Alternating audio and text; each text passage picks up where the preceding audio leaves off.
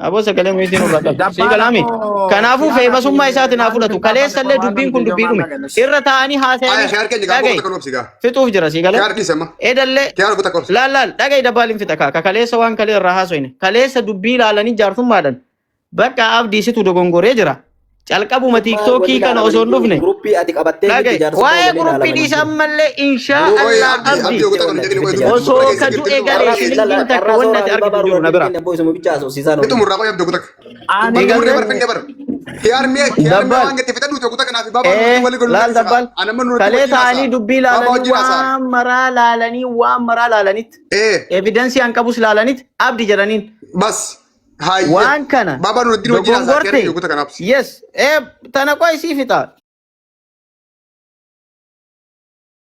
دبي دو غورتي بري كيار ست ديبسي اتديبسي يو كيار دم كيكان هينفتين نوتو يو كيارين هاتو غدله نوتو ملكا كيسي ديبسله نوتو كيار رله سيفود الله كنافو قرشي ديبسي جراني ابدا جد اوكي ايات مرلت اوكي بابا نودين غيرتامي ani abdi eno dabbal ki wani dabbal bakka nagaan tura carraa argatan jiru beete sorry sha an amma afaan takka qofa dubbadde yaa dubbita ka tartiba qabdi dubbita ka jalqabne ka tumurani jira yo dubbita ka kanatti hasaat mo bulleta jamale yo tartiba naso inni dubbi baba kanine baba bakko fitira be ka ba na dage fadu dabbal le name dalle walli finna ko ya nifin nabar wan kana bara widu fitu fi male bara so fi mit ya jarren okay baba noddi mal tamat bal wani ani jedhu tokkofa gabayaan akkana kun gabayaa maraatuti gabayaa maalummaa namaan beene ka itti waanum argan namaan jedhan malee gabayaa dhageeffadhu ani dhugumaan dhugatti hayti abdiillee akka badduun barbaadu kiyaarillee karaa maleen akka abdii zollumuun barbaadu namni akkanumaan woma afaanitti dhufeef woma harki isaa barreesse gaafa barreessu ilma namaati maaltu bakka kana na fide jetta beekta sigala bakka tortoraaf raqaa namni hin dhaabatu sigalee kuni bakka tortoraaf raqaati sitti maal araarsuu barbaadda bilbila kiyyan qabda bilbila abdiin qabda gruupii hidhi gruup irratti dubbadhu waan qulqullaa'e qulqullitti anillee asii achi sitti hima hayti abdii kiyaar biratti nafi kiyaarillee hayti mucaa homaa isaan godhu haqaan haqatti dubbii tana gabbuu fannetti dhageeffadhe dhugaa sinya tiiktookii kanarra namni waa namarraa fudhate tokko illee hin jiru yoo rabbii ofii sodaata namni deebise malee namni tiiktookii kanarra habiibi seerri jira seeraan gaafachuu ni danda'a yoo biyyatti mallaqa galche biyyatti gaafachuu ni danda'a yoo dubaay keessa galche dubaay keessa gaafachuu ni danda'a namni tiiktookii kanarra waa namarraa fudhate tokko illee hin jiru haqa sitti maa garuu immoo homa afaanitti dhufe namni haasa'uun kun sirriidhaa miti. Baba kiyya kaatis dubbii ijoollee koomentiitiin min harka mira kan seenin akka jaarsaa akka dubbanna yoo ta'e yaada araaratu akkanaa miti beekta manni kun mana kan keeti gaafa namni nama ati dhaabsisuu danda'u soora kiyya mee kan gidduun seenin soora sikkanni na qoy baba nuraddiin amma kam gette asuma laallee akka murree adda baana gettamoo gabbuuna gette ngana na deebisan lakki an as keessatti na teessiftee na arrabsisiisa ka akkaan na arrabsuuf akka malee na arrabsullee as taa'ee waan arrabamuuf hin qabu nama araarsuuf dhufe malee arrabamuuf hin tayyib dubbii eega fudhattee walumaan fudhannee bakka tana hangeenyere amma murree gabbuunetta uno bu'ee jira baba nuraddiin akkanumatti harkaa jalqaba gaafaan dubbiitti kan nu walumaan deemaa turree amma ijoolleen koomentii hattu jechuu eegalaan miliqee bahee akanis gaarii miti baba waliin sobni tokkoffaa waa dubbachuu barbaada ila jarraa ka soora gaafii soora kanina ishi soora dubbadhanye ayye soora anjirtu yoo lebra okay jara nama kana goona ifama okay dubbad amma dhageeffadhu waa'een abdii fi kee harkuun bubbuleera amma mumkin ati kalee hin gadda dhagoo mala qaata hiriyaa kennan hunduu beeytan qaata himatee mucaan beeyta bara akkana hin dhufne anuu jedhan biyya kana jiraame hin dhufne yoo jedhuun bar kiyaarin na fidaa jira hima jedha kiyaari man na fidaa jira gide sargii kiyaarsan irraa dubbataa ture eegii masifida jechaanii ture nullee beeyta akka kiyaar jedhutti nama addisii fideeyyuu jedhaa jira nama addisii ofii ka dhufulleen agarre nuyi namni boole ma dhaqee deebi'aa odoo birrima walii galchitanii birrima addaan qoodaniif jechuu barbaadetti. Thank you. Yaada bareedaadha. Okay, bayaan itti mufayye. Ani wanti jiru yoo jiraate dabbal dhageessa.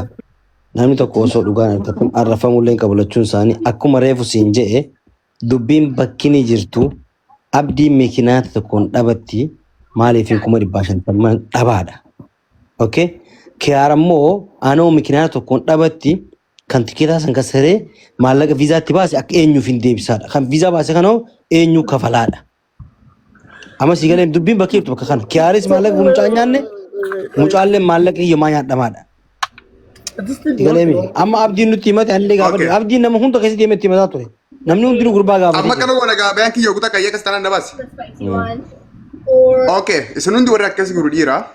Abdiinis numa beekaa, sooraanis numa beekaa. Kiyaar mataan isaa osoo isa ta'uu baatte. Gabbuu isaa gaafatti fidan akka lafatti waliin haa gaafannu jira wayim. No yaada kanaan tumura qoye kaa. Kiyyaan tumura dhanis. Kiyaar mataan isaa yoonaa fi baya wallabne yoonaa fi abdii wallabne. Waan kana osoo tumur jeniini kiyaaris tumuruu numa danda'a. Garuu sababa amma waan isa taatee jirtu wannoo godha malee. Amma kanaa goonu walumaa galatti. Kiyaara guutaa kamuutu naa godhe please. Kiyaara guutaa kamuutu naa godhe. Baabaa Nuuraddiin ta duraa akka malee nu goote. Akka obboleessaatti akka hangafaatti akka baabaa jennee si yaabnee ol si galchinee dubbiillee si kenninee ulee si harka keenyee alaqaadha siin jennee nuun deemsu hin jennetti yeruma san nuun hin lolle nuun qunxuunne nuun dinne asirraa gabbuunee lafa dubbanne nuun hin jenne dubbii nuu bantee daanyaa nuu taatee nuun deemtee bakka salaata baafachuu deemnutti immoo nu duwidee baatee bakka kana gaariin goone waan kana gooteef si bira bibbeekaa ani sitti haareen jira gama kiyyaan uummanni waan siin jiru isaanii beeka sana kibachuufna takkee aarii fi taa abdii na dhageeffadhu habiibi wanni hundira birraa taati awaan siin jiru dhugaa si taati. Eenyu dura waajee ati maal jettee yoo haasoo inni edan guutuun finnu abdii kiyya maallaqni keetis katti kanne tokkuma 300 kuma 100 fiizaa bitee miliyeenaan fiizaa bitee fiizaan kun bilaashii miti kiyaaris fiizaa saniti haa xiqqaatu maallaqa baasee jira kuma 800 kanne san keessaa fiizaan bahuun hin hafne fiizaan innis bitee jira. Fiizaa san ati sittiin hin dhayne. Tikeennis kutanne. Fiizaa san innis deebisee hin gurguranne. Fiizichi immoo bitamuun isaa nafne. Haa xiqqaatu haa guddatu fiizattis horii bahe. Atis horii ergite. Horii kuma 300 ergite sanirraa kumni 150 eegasii deebi'e. Horiin kee haafee kuma 150. Akkuma seeraatti hin baane beekadhu. Tootaalii maallaqni kan kee haate kaashii kannite. Kuma 150 sanirraa haa xiqqaatu haa guddatu innis waan fiiza baasee qaba yoo haqa san dubbanneen baana beekadha gaamma. Diizummaan salmaan baabaa. Qoy gaamma guutaa kalaa yoo haqa dubbanne amma wallaahi yoo dhan kiyaarii waa takka looge duniyaatti rabbiin na milkeessin abdiifis rabbiin na milkeessin na caalaa isaantuu inuuhun walitti dhiyeenyaa qaba. Ani kiyaarii caalaa abdii wajjiniin irra saayibummaa qaba. Abdii kiyya maallaqni kan kee kuma 300 Oromoo sirrii dubbitan qalbeeffadhaa. Kuma 300 keessaa kumni 150 abdiif deebi'ee shuurii deebi'eef innis amane yaa Oromoo teenya maallaqni hafe kuma 150 kuma 150 hafe kana kiyaariin nyaanne garaan kaayyanne keessan kaayyanne fiizaan bitee jira birri Itoophiyaa kuma 150 jechuun riyaala meeqa? Kuma 3 fiizaan tokko Duubaayitti kallattiidhaan tirfii kiyaar takka dallaallee harkatu dhiisaati gatummaan fiizaa qofti shuuriin sii meeqa? Kuma 3 bakka bakkatti kuma 2,500 bakka bakkatti kuma 3. Qoy gaati beenyeen awwaalsisan Oromoon guutuun ni beekti jara keenya walumaa galatti abdi awwaanis hin yookaan hiriyaatti akka obboleessaatti har'a wallabda malee bor walitti dachaatan. Dheengaddallee osuma dallaallee bakka Jimmaas bakka Harargees bakka Booranaa osuma dallaallee dhibbi takka jiruutu walitti deebitanii wal dubbiftan obbolummaa fi ammas walitti bu'insaa dhufe malee obbolummaan tun deebiin si hin haftu. Atis waa birrii guddoo hin dhabne kuma 300 kannite. Kuma 300 sanarraa kuma 150 see kanne kuma 150 isa harkatti hafe kana hanga tokko viizaan irraa bite kun ammoo tirfii tatuma barte hafee jira waa waamtuun biraan jirtu atis obsii hanga kana sabrii garaa keenaa hidhaduun siin ja'an amma akka kiyyattiin baanaa beekaa. Okay, ayyee. Qoy gaariin xumura dhaabtii kiyya. Lafee kiyya ni xumura rabbi nama naaf isirra dubbii beeku bilchaataa gurguddaa meeqaan nu gala jira beekadhu. Carruma dubbachuu argannee carruma fuula nu beeku argannee haasoo jirra malee naafati wallaala beekadhu. Nam hedduu nu gala jira. Nama baala nu bira buufatu jira beekadhu. Si galee dubbii sana laalee. Ani waan isin jechuu barbaadu. Eega kuma dhibbaa fi hantama argatte. Eenyu dura karaa maqee sababa eenyu ta'u kun dabdeen kun yeroo dheeraa nu oofa. Birri inni hafee kuma dhibbaa fi hantamii. Kuma dhibbaa fi hantamni irra waan jiru.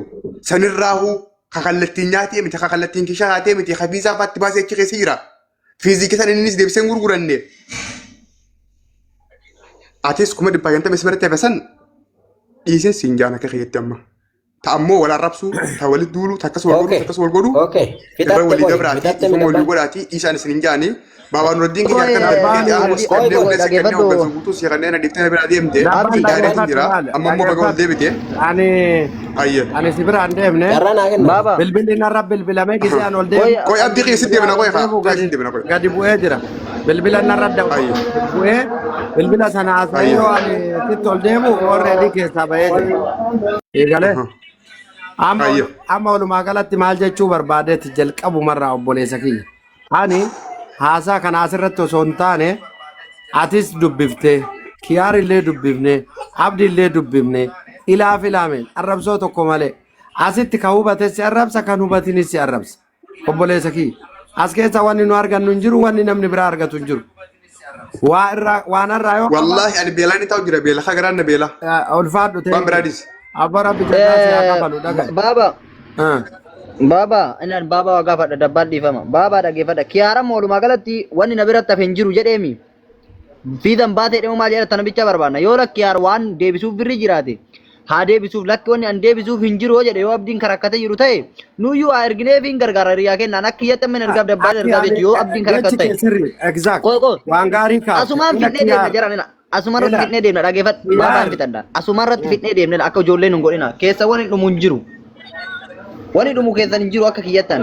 Bareeda haa xumuramu kaasuma irratti haa xumuramu rakkoon qabu ani dursa jedhe bar. Dirriin galtuuf takka hin jirtu obboleessoo. Waan eegaltaniitiin takka afachaa laal mucaan kun na zollomee jira beektaa dabbal kama dhugaa miira keessaa baanee haasoo hin eecha eegalte. Annama meeqa bilookii godhe mucaa abiyooti jedhamu san baarkoodii isallee anamma si erguu danda'a dabbal. Viizaa isallee si ergu. Dhaqii ilaali keessa. Abdi boo kabajaa fi godhi gaanaa mutsu godhe ammasii booda ulee kalaas. Abdi talaga deemu bilis. Nama guddaa ta'e. Ayi boo barbeelaa yeroo keessa hojii qaban onnee dibbata kanaan gadi. Na zollome mucaan kun dabbal.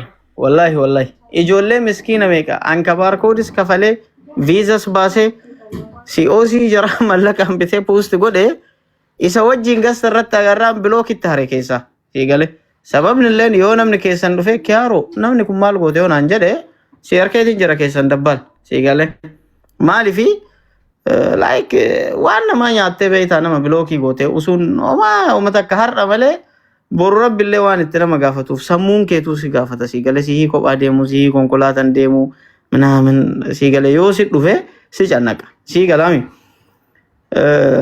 anaa fi abdiin morka dhuunfaa keessa jirra si galee dabbal qarshii kana akka viizan 150 bahu namni cufti ni beeka si gale an 150 viizatti kafalee ka birrii takka irraa taaksii makiinaa kiyyatti birrii 50 gaazaa waraabbanne si gale ka qarshii 80 tikkeettiif kafalellee ofii kiyyaa kasaaret yooma mee dhugumaa carrama akkasiituu qabaate micaan kun haa deemu jedheetiin ifirraa 150 kenneef si gale sanirrattuu qarshii tikkeettii kasaaree jira. Lammaffaa jaartiin tiyya nafne haati tiyya nafne arrabsee jira as tiiktookii gubbarra si gale. Ammallee akkana. Arrabsoo kan hundaa itti hafuufu waan barbaadecha. An akkanumatti yoo aariin kiyya narraa gale sammuun kiyya bakka laayikiin jiraame bakka kiyaaroo waan kan haga qaxxaate konkolaataa qabdaa mana qabdaa jaartii qabdaa bakka kiyaaroo yoo sammuun kiyya naan jedhe waan ani isaa godhu akkanumatti keessan si hima si gale akkanumatti jechuu dabbal sanirraa taafte garuu arrabsoo isallee inshaa Allah itti haa hafuufu haga dandahe jechuu si galami yoo qalbii qabaate garuu waan takka godha viidiyoo waraabee dhiifama na gaafata achirraa hin kaasa birrii itti galte san hin deebisa torbaan takka waan hin geennetti jechuu riizaltii isaa hin agartan isin hundu kun waadaa ilma dhiirati si galte otherwise garuu akkanumatti asirraa hin iyya jedhe immoo viidiyoowwan inni waa'ee jaartii tiyyallee waa'ee haadha tiyyallee waan baay'ee waan inni haasa'ee jira as gubbarra si gale sanillee immootu qaama dhimme ilaalu wajjin haasa'ee xumuree waa